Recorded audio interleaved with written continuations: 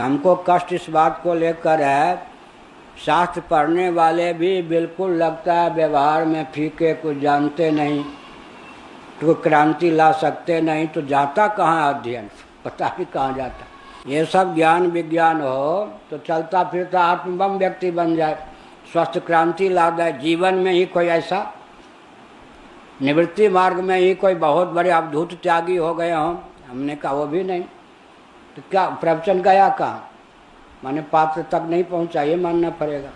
इसी प्रकार से इन सब शास्त्रों को पढ़ने पर देश की ऐसी दुर्दशा क्यों? इसका मतलब पढ़ने वालों में एक ग्रंथ उतरता ही नहीं है, भाव उतरते ही नहीं है, उनकी पात्रता नहीं है, यही मानना पड़ेगा ना। जगत की समस्या ही क्या है? कुछ भी समस्या नहीं है हमारी दृष्टि में। समस्या ये है कि समस्या को सुलझाने वालों के पास दृष्टि नहीं है।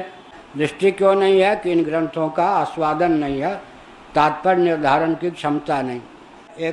एक नास्तिक ने कहा था, कम्युनिस्ट ने कहा था, हाय जिस देश में गीता उस देश में कैसे पढ़ रही परतंत्रता। इसका मतलब गीता को समझने वाले नहीं है देश में। महाभारत जैसा ग्रंथ है, अंग्रेजों की कूटनीति पर पानी फेरने के लिए कोई मार्ग ही नहीं मिल रहा, समझ भी नहीं रहे कि देश मारा हुआ है अंग्रेजों की कूटनीति का। शराब पीने वाले, गोमांस खाने वालों की कूटनीति का आर्य वैदिक सनातनी हिंदुओं में ऐसा नहीं कोई उस कूटनीति पर पानी फेर सके।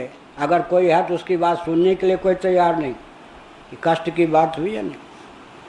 ये शंकराचार्य ने लिखा ना, जिन्होंने शासन पलट करके दिखा दिया ना, तो मानना पड़ेगा ना कि उनका ज्ञान व्यवहार में कैसे उतरा। टेबल पर का ज्ञान होता तो जगत मिथ्या ब्रह्म सत्यम दिखा दिया ना, शासन परिवर्तन करके विश्व स्तर पर दिखा दिया ना, ऐसी व्यूह रचना की। इसका मतलब उनका जो पढ़ा हुआ ज्ञान था व्यवहार में